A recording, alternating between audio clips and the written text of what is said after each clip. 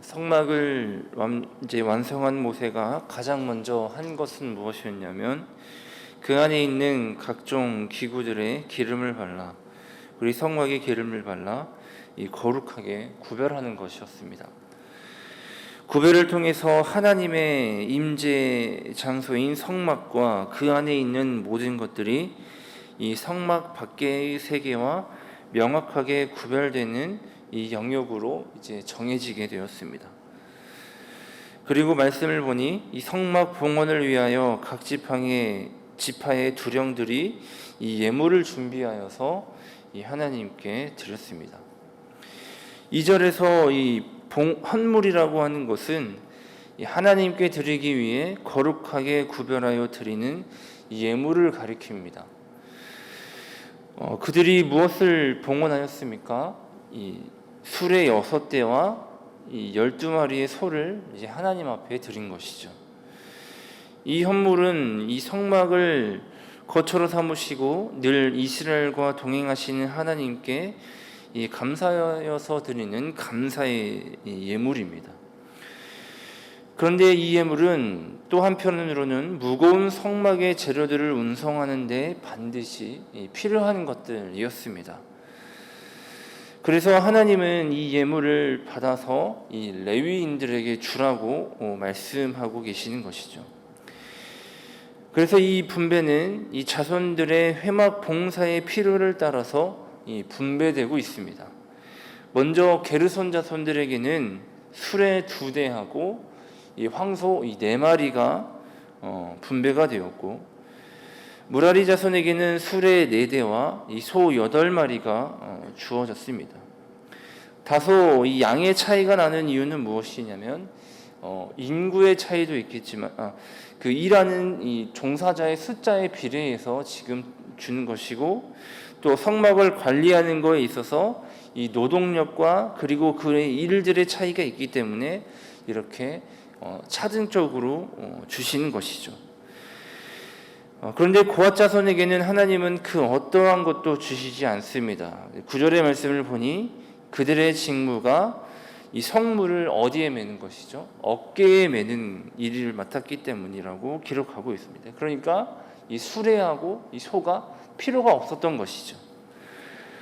이처럼 하나님은 각 자손이 갖고 있는 그 직임에 따라서 이 수레와 소를 사용하라고 말씀하고 있습니다. 그래서 말씀에 보면 계속 직임대로라는 말이 반복되고 있는 것이죠. 여기서 이 말에 이 직임에 따라라는 말을 이 원어로 해석을 해보면 이 각자의 사역대로입니다. 이 노동을 뜻하는 원어 아보다는 이 사역이라는 의미이면서 동시에 예배, 이 섬김을 뜻하기도 합니다. 그렇기 때문에 성막에서 노동을 하는 것은 곧 무엇을 의미하냐면 예배하는 것을 의미하는 것이죠. 따라서 하나님께서는 이 하나님께서 주시는 것을 이 예배를 위하여서 예배하는 것에 사용하라고 말씀하고 계시는 것이죠. 그러므로 우리가 교회의 자원을 사용할 때에는 이러한 점에서 늘 신중해야 되는 것입니다. 직임에 따라서 반드시 필요한 것에 적절하게 지원되고 사용할 수 있도록 우리가 늘 이 교회의 모든 것을 사용할 때는 신중해야 되는 것입니다. 오늘 각 지파의 지도자들은 누군가의 강요에 의하여서 이 하나님 앞에 예물을 드리는 것이 아니라 이 자발적인 마음으로 하나님께 감사하여서 이 공동체의 필요를 채우고 있습니다. 공동체의 지휘관들이 먼저 자원하는 마음으로 하나님께 감사의 예물을 드리는 것은 그 공동체에 있어서 굉장히 모범이 되는 것이죠. 아마도 자연스럽게 하나님께 예물을 드리는 자신의 삶을 드리는 그 모든 것들을 드리는 이 교육이 되었을 것입니다. 우리가 이 말씀을 보다 폭넓게 우리의 삶에 적용해 본다면 우리가 하나님께 드리는 것은 그저 예물만이 있는 것이 아니죠. 우리의 헌신, 그런 봉사, 우리의 시간 등 삶에서 우리가 하나님께 드릴 수 있는 것들은 굉장히 많이 있습니다. 우리가 가정과 공동체에서 우리를 뒤따라오는 이 믿음의 후대들에게 우리가 하나님 앞에 드리는 것을 우리가 삶 속으로서 먼저 모범을 보여준다면 그것만큼 굉장히 믿음적으로 신앙적으로 좋은 교육은 없을 것입니다.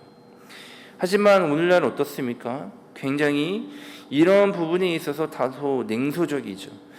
하나님의 것을 먼저 생각하고 챙기기보다는 나의 것을 먼저 챙기기에 바쁩니다. 내 시간을 먼저 확보하고 그 남는 시간을 생각하죠. 이러한 변화는 이 코로나 이후에 더 빠르게 진행되고 있고 또 코로나 이후에 우리 가운데 아주 깊이 정착되지 않았나 생각을 해봅니다. 그렇기 때문에 우리는 서로가 서로에게 모범이 되어서 하나님을께 헌신하는 그 믿음, 또 그 믿음을 드리는 사람이 되어야 할 것입니다. 이어서 10절부터 11절의 말씀을 보면 하나님은 하루 한 사람씩 나와서 지파별로 이 지도자들이 하나님 앞에 제단에 봉헌을 하라고 말씀하고 계십니다. 그렇게 12일 동안의 이 예물을 바치게 되는 것이죠. 그런데 보면은 아무 때나 봉헌하는 것이 아니죠. 1절에도 말씀을 보면 이 구별된 날, 구별한 날이 있고 10절도 마찬가지로 제단에 기름을 바르던 날에 이 지휘관들이 하나님 앞에 나와 이 봉헌하고 있습니다.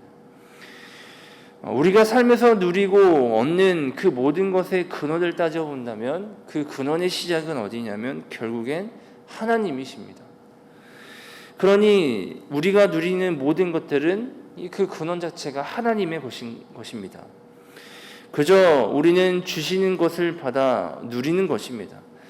그리고 우리는 그 가운데 일부를 구별하여서 늘 하나님께 드리며 신앙생활을 하고 있는 것이죠. 우리가 물질, 그 시간 등 하나님을 위해 구별한다는 것은 결국 그것이 원래 하나님의 것이었음을, 내 것이 아니라 하나님의 것이었음을 우리가 표면적으로 믿음으로 고백하는 것과 같습니다. 그렇기 때문에 우리가 구별한다는 것은 그 순간부터 그것은 더 이상 이제 정말로 나의 것이 아니라 하나님의 것임을 나타내는 것이죠. 그러면 하나님의 것을 우리가 어떻게 드려야 될까요? 바로 하나님이 원하시는 방법으로 드려야 될 것입니다.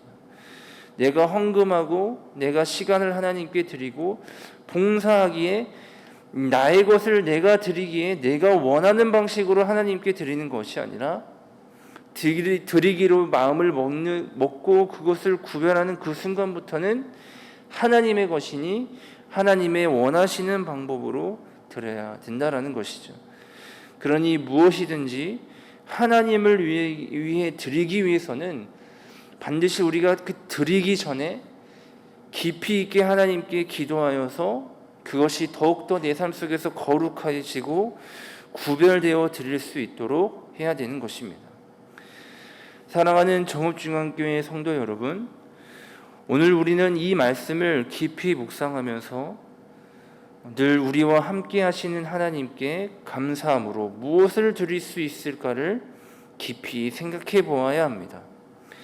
그리고 그것을 드리기 이전에 먼저 하나님 앞에 깊이 있게 기도하며 또 그것이 내 삶 속에서 더욱더 구별될 수 있기를 기도해야 합니다.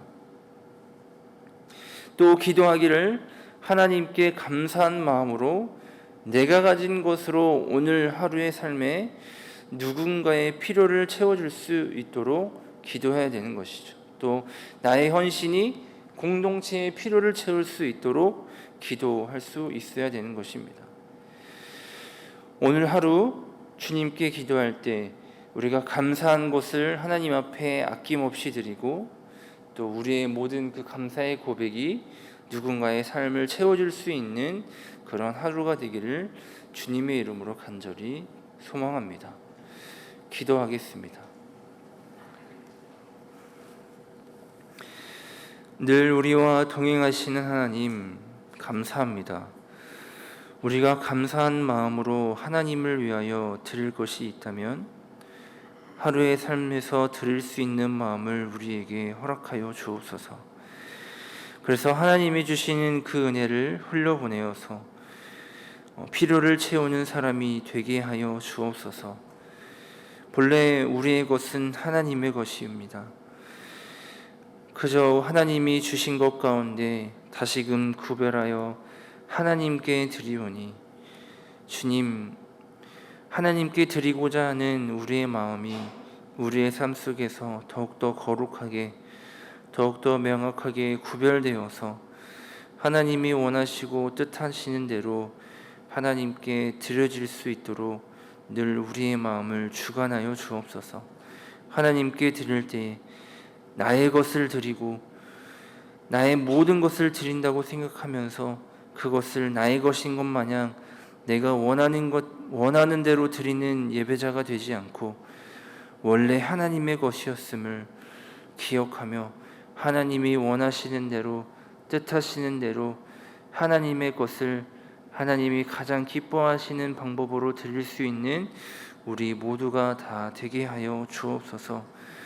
오늘 하루의 삶 속에서 우리와 동행하여 주셔서 감사가 넘치는 삶이 되게 하시고, 그 감사를 통하여서 누군가의 필요를 채울 수 있는 하루가 되게 하여 주옵소서. 사랑이 많으신 예수님의 이름으로 간절히 기도하옵나이다. 아멘.